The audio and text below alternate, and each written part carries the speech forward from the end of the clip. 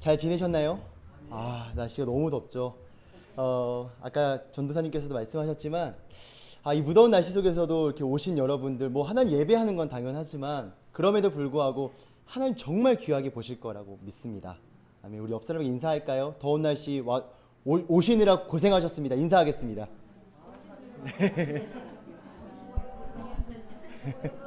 진짜 고생하셨어요. 네, 지난주에 저희가 말라기 서론을 다뤘습니다. 오시지 못한 분이 계시기 때문에 복습 차원에서 한번 점검을 하고 넘어가도록 하겠습니다. 자, 네, 복습. 먼저 말라기 저자 많이 준비했죠? 말라기 저자 여러분 누구라고 했죠?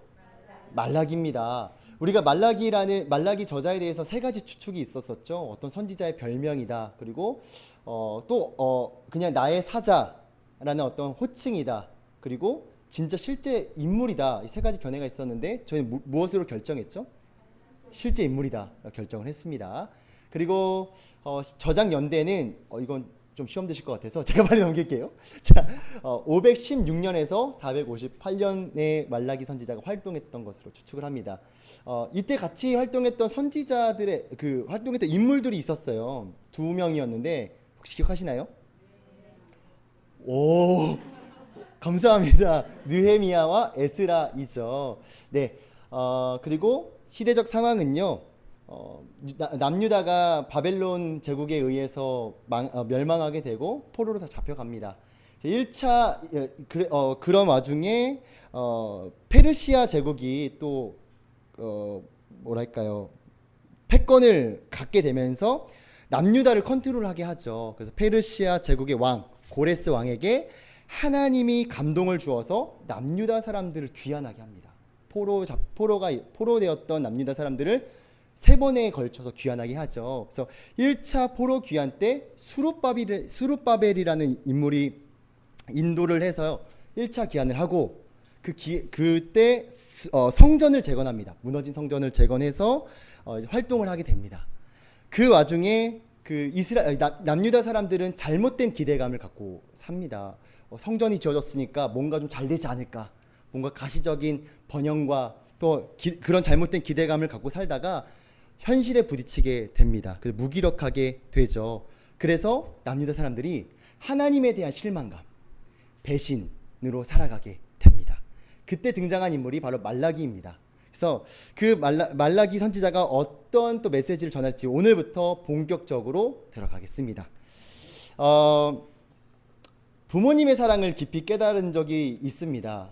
제가 말라기서를 연구하다 보니까 하나님의 사랑과 또 부모님의 사랑이 굉장히 닮았다라는 것을 배우게 되었는데요.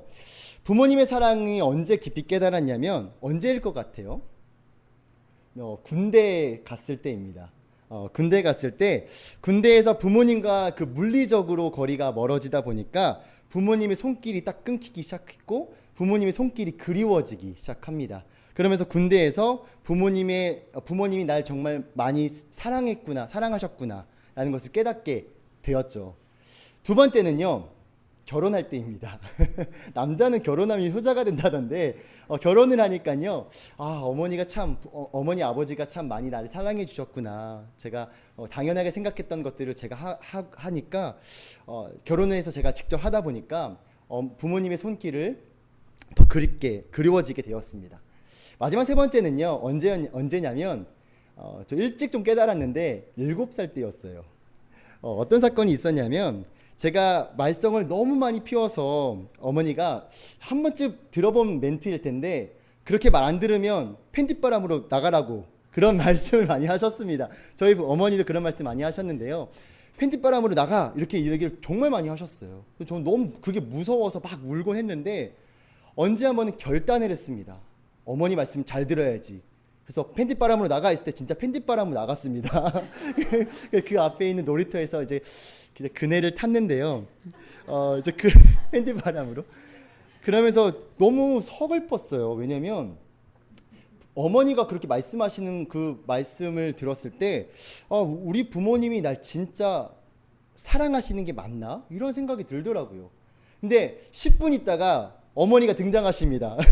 울면서 등장하시면서 어디 갔냐고 막 우시면서 저를 껴안고 막 그런 기억이 나는데요. 그러면서도 이렇게 그런 사건을 통해서 부모님이 정말 깊이 나를 사랑하시는구나. 7살 때 팬짓바람으로 깨닫게 되었습니다. 네. 동일하게요. 하나님도 오늘 이스라엘 백성들에게 변함없는 사랑, 변함없는 관심을 보여주고 계십니다. 어떤 변함없는 사랑인지 오늘 말씀을 깊이 들어가 보고자 합니다. 우리 1절 같이 한번 읽어볼까요? 말라기 1장 1절 같이 한번 읽어보겠습니다. 시작.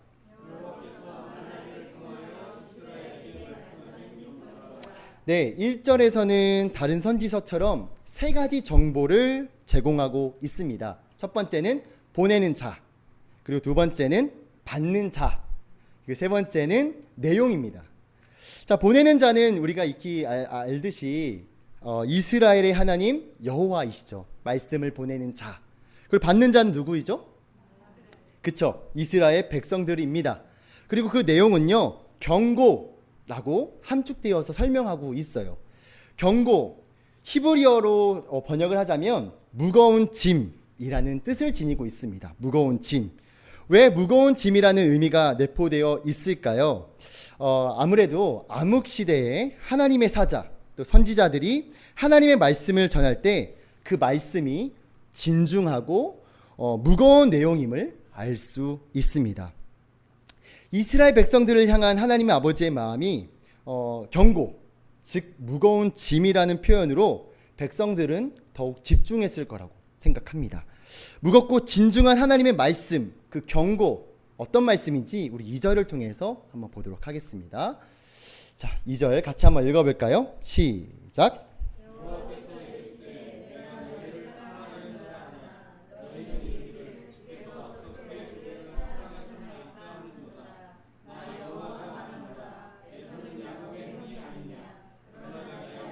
사랑하였고, 아멘. 네, 하나님은 이스라엘 백성에게 직접 말씀하시듯 여호와께서 이르시되라는 표현으로 사용하고 있습니다. 그러면서 그 말씀의 내용이 내가 너희를 사랑하였노라 라고 말씀하시죠. 여기서 사랑한다 라는 표현은요, 동사인데요, 개인적이고 감정적인 사랑을 넘어서 고대 근동의 외교, 국가 간의 그 관계에서 동맹이 유지되다, 이런 의미를 갖고 있대요. 즉 여호와께서 이르시되 내가 너희를 사랑하였노라 라는 말은요, 개인적인 감정, 정말 사랑하는 것, 그것을 넘어서 그 동맹, 언약적 언어를 사용하고 있다라는 거죠. 즉 하나님은요, 이스라엘을 사랑하는 것뿐만 아니라 동맹 국가처럼 놓지 않고 있다라는 사실을 언급하고 있습니다. 그러나 백성들의 반응은 어떻죠? 굉장히 차갑습니다. 무엇이라고 대답합니까? 2절 보니까요, 여호와께서 이르시되 내가 너희를 사랑하였노라 하나 너희는 이르기를 주께서 어떻게 우리를 사랑하셨나이까 합니다. 어떻게? 자, 이 대답은요, 현재 백성들의 마음 상태를 대변해 주고 있습니다. 하나님에 대한 사랑을 의심하고 있어요. 믿지 않고 있습니다. 예, 실감을 하지 못하고 있죠. 왜냐하면 현재 상황이 어렵기 때문입니다. 기대감을 잔뜩 갖고 성전이 재건된 후 열심히 살았는데 현실은 돈도 없고요, 아프기도 하고요, 참 어려운 상황 가운데 있습니다. 그래서 내가 너희를 사랑하였노라 라고 이야기하자 백성들은 어떻게 우리를 사랑하셨습니까? 라고 차가운 대답을 하고 있습니다. 여러분, 이것은요, 본인들이 만들어낸 하나님이셨잖아요. 정작 바라봐야 할 기대는요, 오실 메시아, 영원한 회복을 바라봐야 하는데 그들은 자기네들이 만들어낸 기대, 자기네들이 만들어낸 하나님을 바라보고 있으면서 그 기대감이 충족되지 않자 이렇게 차갑게 대답을 하고 있는 것입니다. 여러분, 저는 이 말씀을 또 보고 준비하면서 저에게도 이런 동일한 사건이 있었어요. 제가 한참 힘들었을 때 하나님이 저를 사랑하신다면 이렇게 해주세요 라고 말할 때가 많았습니다. 근데 잘 안 들어주시더라고요. 좀 과한 예인데 실제 있었던 일인데 제가 너무 힘들었던 적이 있었어요.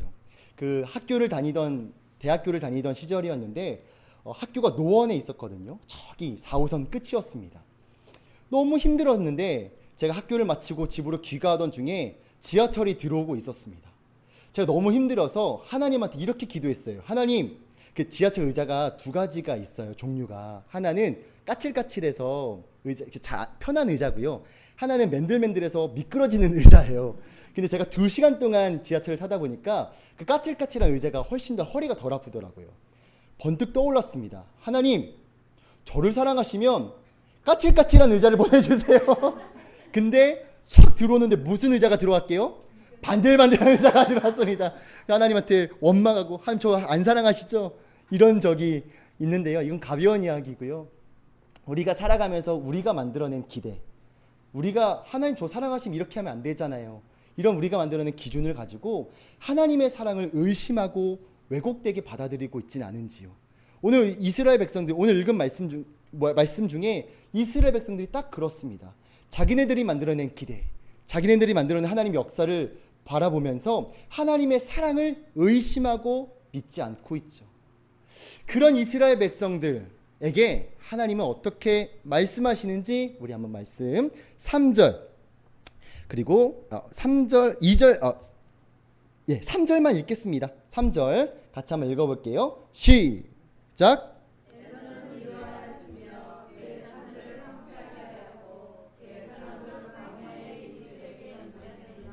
네, 냉랭한 백성들의 반응에 하나님은 어떻게 말씀하시냐면 하나님은 자신이 행한 커다란 일, 뭘까요? 창조사역이나 출애굽 역사 이야기, 약속의 땅을 주신 것 등 이미 행하신 하나님의 역사를 언급하지 않으시고 무슨 이야기를 언급하시냐면 선조시대 때 태어났던 야곱과 에서의 이야기를 꺼내세요.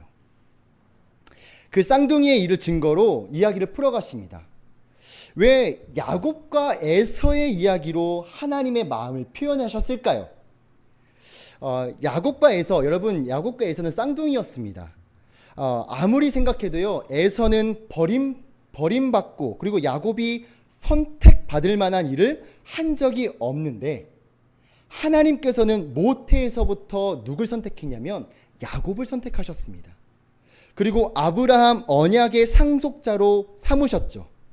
여러분 그 일은요, 그 어떤 사건보다도 하나님의 일방적인 은혜를 잘 묘사하고 있습니다. 어떤 은혜요? 일방적인 은혜요. 조건 없으신 주권적인 사랑. 여러분 사람에 의해서 혹은 환경에 의해서 결코 끊어지지 않는 사랑을 하나님께서는 이스라엘 백성들에게 보여주고 계십니다. 하나님께서는요, 백성들에게 이렇게 얘기하셨을 거예요. 옛적에 내가 형편없는 야곱을 일방적으로 선택하고 사랑했다면 그의 후손들인 너희들도 동일하게 조건 없는 사랑으로 대하지 않겠느냐? 라고 확언하고 계십니다. 여러분 우리도 마찬가지입니다. 여러분 우리가 살아가면서 늘 하나님의 사랑에 대해 충만하지 않잖아요. 저처럼 사소한 것으로 하나님의 사랑을 좌지우지할 때도 있습니다. 그럴 때 우리는 무엇을 바라봐야 할까요?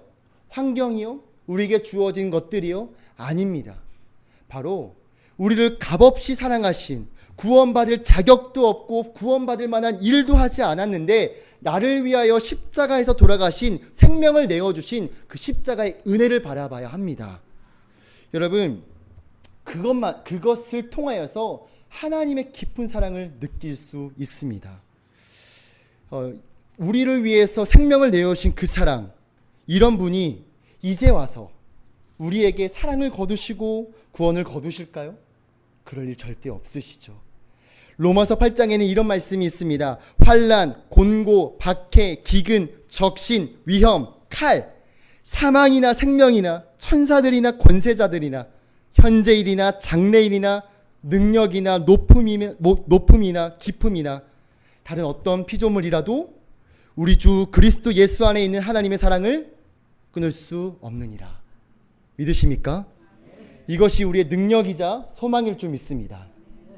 네, 우리 하나님에 대한 사랑이 흔들리고 계신가요? 하나님이 날 사랑하고 계신가? 의심되고 계신가요? 여러분, 그럴 때 나에게 주어진 것, 환경을 바라보지 말고 값없이 주신 십자가의 그 사랑 더 깊이 묵상하시기를 바랍니다. 아멘. 자, 우리 3절과 4절 우리 한 번 더 읽어보도록 하겠습니다. 3절 4절 읽을게요. 시작.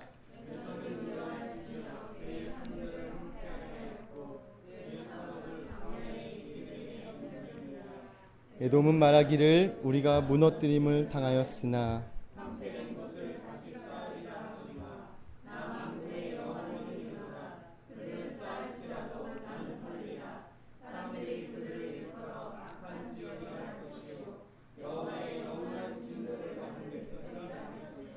아멘.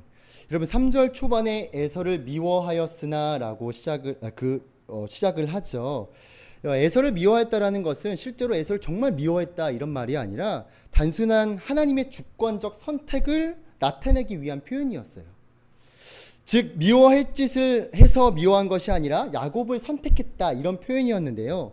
근데 그 이후의 말씀을 지켜보면 에서의 자손들이 형성한 나라가 에돔입니다. 에돔에게 심판하시는 하나님을 보실 수 있습니다. 왜 심판을 하셨을까요? 여러분 그 이전에 에돔은 어떤 나라였냐면 창세기 25장 20절에서 에서의 별명을 에돔이라고 하였습니다. 구약 성경에서 에돔 족속은 에서의 후손들이라고 기록하고 있죠. 그러나 에돔과 이스라엘 나라는요 종종 마찰이 있었습니다. 어떤 마찰이 있었냐면 출애굽 때 이스라엘 백성들이 출애굽을 하는 도중에 약속의 땅 가나안으로 가는 길에 왕의 대로라는 것이 있었는데 왕의 대로로 통과시켜 달라고 에돔 족속에게 정중하게 부탁을 했어요. 그 부탁을 에돔 족속은 강력하게 거절을 했습니다. 그래서 이스라엘은 에돔 변방으로 이렇게 돌아서 행진을 했던 적이 있었죠. 두 번째는요, 가나안 정복 이후 사울 왕 때 에돔과 전쟁한 적이 있었습니다. 그리고 다윗 왕 때도 소금 골짜기에서 에돔과 전쟁하여서 다윗 왕이 18,000명을 죽이고 명성을 떨치게 된 사건도 있었죠. 그리고 여러분 저도 공부하면서 배웠는데 에돔이요 바벨론 제국과 연합해서 그 남유다를 멸망할 때 함께 동참했다라고 해요. 그래서 예루살렘을 정복했을 때 에돔 족속도 함께 동참했다라고 합니다. 여러분 에돔은요 단순히 하나님의 언약에서 제외되었기 때문에 심판을 받은 것이 아니라 하나님에 대한 악행 때문이었습니다. 에스겔 선지자도 일찍이 에돔 자손들의 악행으로 말미암아 저주와 멸망이 있을 거라고 예언을 했었는데요. 자, 이런 악행으로 인해서 하나님이 어떤 심판을 내렸을까요? 3절 한번 보시면요. 산들을 황폐하게 할 것이다. 그 나라의 산업을 광야의 이리들에게 넘겨주겠다라고 합니다. 여기에 이리들은 바로 바벨론 제국이라고 봅니다. 역사학자들에 의하면 실제로 에돔은 BC 552년에 바벨론 제국의 나보니누스 왕에게 뒤통수를 맞았다라고 해요. 그래서 멸망하게 됩니다. 그리고 우리 4절 다시 한번 읽어볼까요? 4절 한 번 더 읽어보겠습니다. 4절 시작. 황폐된 곳을 다시 쌓으리라 하거니와 나 만군의 여호와는 이르노라. 그들은 쌓을지라도 나는 헐리라. 사람들이 그들을 일컬어 악한 지역이라 할 것이요 여호와의 영원한 진노를 받은 백성이라 할 것이며. 4절에 보면요 에돔이 사람의 힘으로 다시 나라를 재건하려고 합니다. 그러나 만군의 여호와 하나님께서 징계하신 나라는 사람의 힘으로 재건할 수 없음을 시사하게 됩니다. 여러분 이런 에돔의 악행으로 인해서 하나님이 심판하셨습니다. 이 심판을 이스라엘 백성들이 듣고 또 보면서 어떤 마음이 있었을까요? 두 가지 마음이 있었을 겁니다. 첫 번째는 하나님의 사랑, 주권적인 사랑, 영원히 깨지지 않는 사랑을 들으면서 주권적이고 영원한 하나님의 사랑에 대한 안전함, 주님이 날 사랑하시는구나, 이런 안전함이 있음과 동시에 에돔의 죄로 인한 하나님의 심판을 듣고 보면서 하나님의 심판에 대한 무서움, 그로 인한 긴장감도 있었을 것입니다. 지난주에 목사님께서 말씀 이후에 말씀하셨던 것처럼 우리는 하나님의 영원한 사랑 안에서 평안하게 살아가야 합니다. 동시에 죄 가운데 매를 대시는 하나님의 채찍도 두려워할 줄 알아야 합니다. 그것을 우리는 경외함이라고 합니다.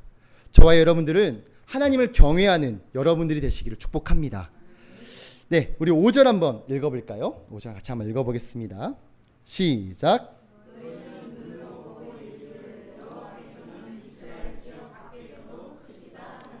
예, 성경은요 끊임없이 여호와 하나님은 지역신이 아니라 바로 온 세상의 창조주이시며 만군의 통치자라는 것을 강조해 왔습니다. 근데 남유다 사람들은 어떤 영향을 받았냐면 주변 국가들은 자신이 숭배하는 신들이 그들의 영토와 백성들만 보호하는 수호신 정도만 생각을 했거든요. 그 영향을 받았던 것 같아요. 그래서 이 남유다 사람들도 하나님을 지역신 정도로 섬기고 있었던 거죠. 그러한 이스라엘 백성들에게 오늘 5절 말씀 말라기 선지자를 통해서 선포하고 계십니다. 너희는 눈으로 보고 이르기를 여호와께서는 이스라엘 지역 밖에서도 크시다 하리라. 여러분, 하나님은 편협한 수호신이 아니라 온 세상을 다스리시는 유일한 분이십니다. 믿으십니까? 그분을 믿고 따르기를 소망합니다. 오늘 말씀을 통해서요, 여러분들에게 어떤 말씀을 전하고 계신가요? 상황이 어렵고 힘들어서 하나님에 대한 사랑이 의심이 되십니까? 오늘 하나님께서 말씀하십니다. 너를 향한 내 사랑은 변함이 없다고. 그리고 십자가를 바라보라고요. 그 십자가에서 쏟으신 사랑이 바로 우리를 위하여 흘리셨음을 바라보시기를 바랍니다. 또한 여러분, 긴장감 없이 하루하루 살고 계십니까? 그리고 하루하루 죄 가운데 살아가시면서 긴장감 없이 살아가고 계신가요? 오늘 이 말씀을 들으면서 하나님의 징계하심, 사랑의 매를 두려워할 줄 알아야 합니다. 저희 어머니께서 늘 하시던 말씀이 있었어요. 용재야, 난 너를 정말 사랑해. 그래서 매를 대지 않게끔 도와줘 라고 말씀하십니다. 이 어머니의 말씀처럼 저와 여러분들, 하나님께서도요, 하나님 우리를 사랑하십니다. 그리고 하나님은 우리에게 징계하기를 원치 않으십니다. 그래서 그 사랑 가운데 그리고 하나님에 대한 징계, 그 매에 대한 긴장감을 가지고 건강하게 살아가는 저와 여러분들 되시기를 진심으로 축복합니다. 네, 기도하고 마치겠습니다.